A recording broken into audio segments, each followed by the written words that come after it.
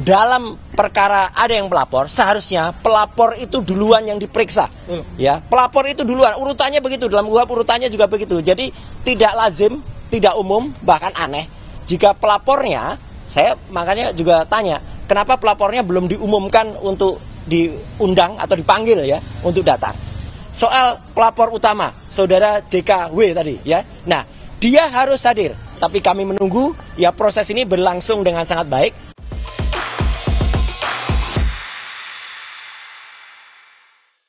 Jokowi mendatangi Mapolresta Surakarta pada Rabu 23 Juli 2025 untuk menjalani pemeriksaan atas kasus ijazah yang dituding Roy Suryo CS palsu. Sebelumnya, Jokowi menyatakan tidak bisa datang ke Polda Metro Jaya Jakarta karena sakit dan meminta proses pemeriksaan itu dipindahkan ke Solo. Perjalanan jauh ke Jakarta dikhawatirkan memperburuk kondisinya. Karena itulah ia meminta agar pemeriksaan itu dilakukan di Solo. Dan penyidik dari Polda Metro menyetujui sebuah prosedur yang sah dan biasa terjadi. Tidak ada istimewa dari pemindahan lokasi pemeriksaan ini selain pertimbangan kemanusiaan dan asas efisiensi hukum.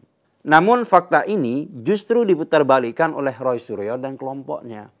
Mereka menuduh Jokowi mangkir dari pemeriksaan hanya karena sehari sebelumnya ia terlihat menghadiri Kongres Partai Solidaritas Indonesia.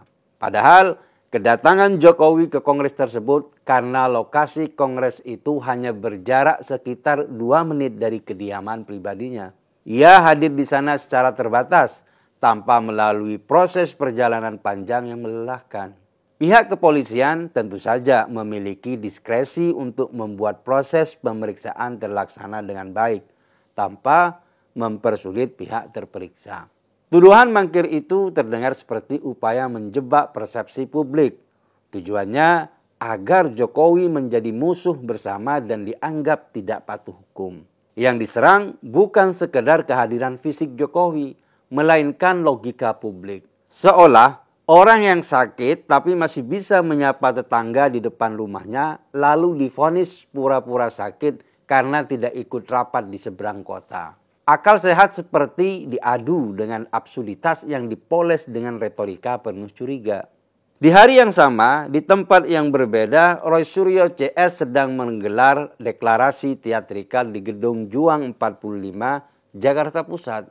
Dengan spanduk besar dan wajah-wajah mereka terpampang seolah korban, Roy Suryo, Rizal Fadilah, Tifa Uzifa Tiasuma, Kurnia Royani dan Abraham Samad dan lain-lainnya, mereka menyuarakan kembali tuduhan lama yang tidak pernah bisa mereka buktikan secara hukum. Mereka tidak datang membawa bukti baru, tidak menggugat UGM ke pengadilan pendidikan, tidak mengajukan forensik tandingan, yang mereka bawa hanyalah opini dan keramaian. Gerombolan itu ingin menunjukkan kebenaran melalui kumpulan massa, bukan kumpulan fakta. Padahal seluruh lembaga yang berwenang sudah bersuara jelas. UGM sebagai institusi akademik telah lama memastikan bahwa Jokowi adalah lulusan resmi Fakultas Kehutanan Angkatan 1980, lulus tahun 1985. Seluruh dokumen pendidikan, NIM, transkrip, ijazah, arsip, skripsi tersimpan lengkap dan dapat diverifikasi. Tidak ada keraguan. Semua bukti administratif dan akademik itu tidak hanya disimpan, tapi juga telah diaudit secara menyeluruh ketika isu ini pertama kali diangkat. Bareskrim Polri pun telah melakukan penyelidikan menyeluruh terhadap laporan Roy Suryo CS. Hasilnya, ijazah Jokowi adalah asli. Pemeriksaan dilakukan dengan metode ilmiah dan forensik, melibatkan puslap 4 untuk menganalisis kertas, tinta, tanda tangan, nomor ijazah, dan membandingkannya dengan dokumen asli lain dari tahun yang sama. Semuanya valid. Tak hanya itu, puluhan saksi termasuk dosen, teman sekelas, dan staf kampus memberikan keterangan yang menguatkan. Karena tidak ditemukan satupun unsur pidana, penyidikan resmi dihentikan. Artinya, kasus ini selesai secara hukum. Tapi selesai dihukum tidak selalu berarti selesai di ruang publik. Terutama ketika yang bermain adalah kelompok yang menjadikan tuduhan sebagai alat agitasi politik. Mereka hidup dari sensasi dan memperpanjang isu agar terus terdengar bising. Sebab di situ ada panggung dan perhatian. Bagi mereka, kebenaran hanya akan merugikan narasi yang mereka pelihara. Lebih jauh lagi, mereka tidak hanya menyerang Jokowi. Paiman Raharjo, seorang akademisi yang juga mantan rektor dan ex-wakil menteri, ikut terseret. Ia dituduh sebagai aktor intelektual pembuat ijazah palsu Jokowi, yang konon dicetak di kios Pasar Pramuka. Paiman melalui Farhad juga mengaku telah jadi korban pemerasan.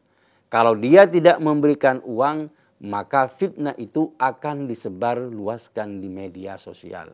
Pemeras ingin uang 20 juta, tapi Paiman memberikan 15 juta. Dia tidak ingin repot diseret dalam pusaran ijazah tersebut. Tapi malangnya, namanya tetap dituduh sebagai otak pembuat ijazah palsu. Tudingan semacam itu bukan hanya absurd, tapi juga merusak nama baik seseorang tanpa dasar. Karena itu, Farhad Abbas sebagai kuasa hukum Paiman menggugat Roy Suryo dan rekan-rekannya ke Pengadilan Negeri Jakarta Pusat atas dugaan perbuatan melawan hukum dan pencemaran nama baik. Fitnah bukan hanya merusak satu orang, tapi menciptakan iklim saling curiga dalam masyarakat. Lebih berbahaya lagi, ketika fitnah itu dibungkus dengan simbol perlawanan, seolah yang menyerang adalah pahlawan dan yang difitnah adalah tiran, narasi dibalikkan, akal sehat dilumpuhkan. Di titik ini, semua orang waras bisa melihat dengan terang bahwa tuduhan ini adalah fitnah yang dipelihara secara sengaja. Mereka tidak sedang mencari kebenaran, karena kebenaran itu sudah ada di hadapan mereka. Mereka sedang mempertahankan panggung, karena dalam panggung semacam ini, fakta bisa diabaikan selama dramanya cukup keras. Dan yang paling penting untuk dicatat, saat ini mereka sedang panik karena semua bukti hukum sudah jelas, tinggal ditampilkan di pengadilan. Jokowi menjadi korban dari praktek politik yang paling rendah, menghidupkan keraguan lama meski semua sudah diperiksa, diuji dan dipastikan. Ia hadir saat diminta mengikuti proses hukum dan tidak sekalipun menunjukkan sikap menghindar. Bagi orang seperti Roy Suryo, barangkali memang lebih menguntungkan jika masyarakat terus dibuat curiga, karena opini akan memihak mereka. Oleh sebab itu mereka tak butuh pembuktian. Mereka hanya butuh panggung dan mikrofon. Dan selama publik tidak bisa membedakan mana yang sahih dan mana yang omong kosong, pola ini akan terus mereka lakukan. Jokowi tidak perlu dibela karena ia mantan presiden. Ia perlu dibela karena ia telah memenuhi semua kewajiban hukum, tapi tetap diperlakukan tidak adil oleh sekelompok orang yang tak bertanggung jawab. Dan lebih dari itu, kita semua perlu membela akal sehat. Karena jika opini bisa mengalahkan fakta, jika tuduhan tanpa bukti bisa disejajarkan dengan hasil penyidikan resmi, maka demokrasi kehilangan pondasinya. Negara tidak boleh diam, bukan untuk melindungi tokoh, tapi untuk menjaga ketertiban hukum. Siapapun yang melempar fitnah harus siap bertanggung jawab, dan publik harus berani menolak permainan semacam ini, karena kita pantas hidup dalam masyarakat yang menjunjung bukti, bukan kebisingan. Ijazah Jokowi telah terbukti asli.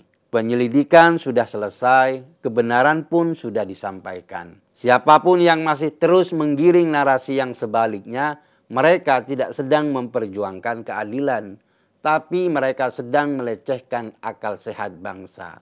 Orang-orang seperti ini tidak boleh dibiarkan berkeliaran dan membuat banyak orang resah. Penjara adalah tempat yang tepat untuk membuat mereka jera, bukan untuk membungkam suara, tapi untuk menghentikan kebohongan yang berulang.